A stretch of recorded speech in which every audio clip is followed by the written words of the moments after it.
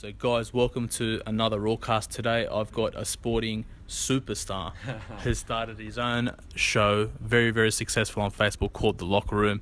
Let's talk to him about what the qualities of success are that he's picked up from professional athletes.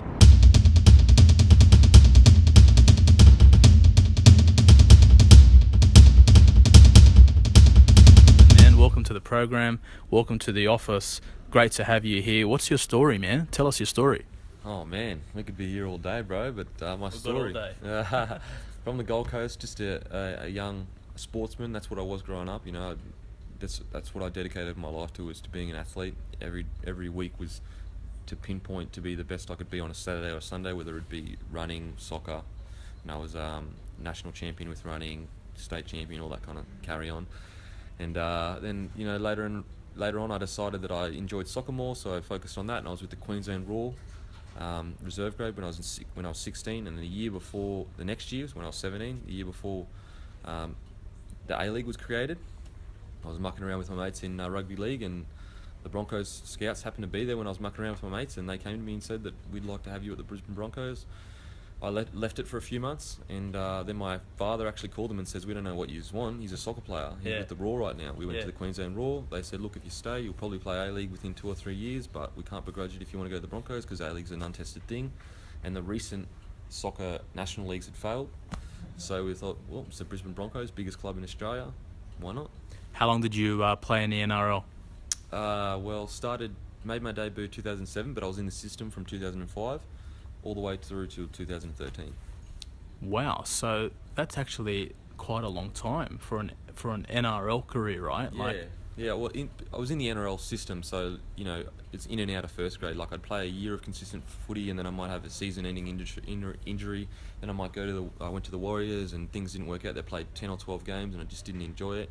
Came back to the Broncos, might have an injury or whatever. So I was in and out of first grade, but I was in a first grade squad for all those years, kind of thing.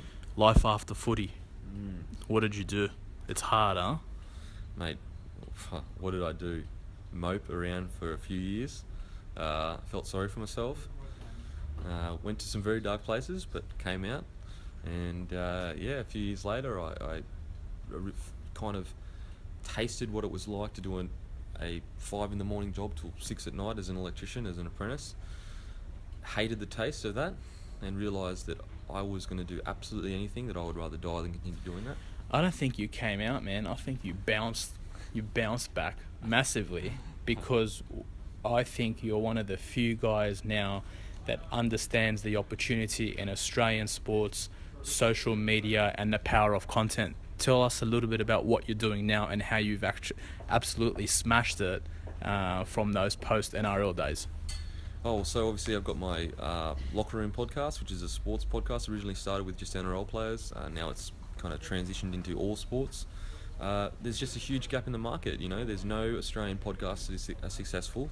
I think assuming mine is the first really successful podcast. I've had my snippets on Channel 9 Primetime News, some stories on ESPN.com in America.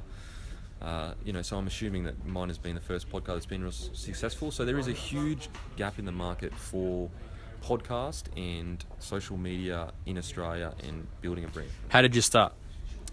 Well, I listened to Joe Rogan Experience, The Fighter and the Kid, Tim Ferriss, London Real, Gary Vaynerchuk, all those kind of people. And obviously for years I'd always wanted to have my own online show, but I needed a point of difference. And so my point of difference was the fact that I played NRL. There was no NRL podcast that was successful. And that's how it kind of all came about. And I said, stuff it, I'm just going to do it, give myself 2 years, and if it succeeds by then, I'll... Guys, jump on Facebook and check out The Locker Room. You'll see exactly what we're talking about, how awesome the content is. Was it always this good? Tell me about the beginning, the start, how you started, and where you started and what that was like. Well, the start was essentially I had never edited anything before. I'd never interviewed anyone before. I'd never done any audio. I'd never produced anything. I had zero experience in any of that field. So I went on YouTube and I learned, and it was as simple as that. It was as simple as going on YouTube. No excuses, right? How many people do you hear making excuses? Oh, I can't do it, and I need to get someone to do it. Mate, in Australia, you have no excuse to not be successful. It's that simple. As long as you have a family that is can there and help you if you fail. There is no excuses. Now, people that don't have that backbone, I can understand, but if you do, there is absolutely zero excuses in Australia as to why you can't do what you want to do. All right, guys, you're listening to my Rawcast's last question with Denon, and I'm going to go all out, right, with this last question. 2020, where do you see yourself in 4 years? What are you doing?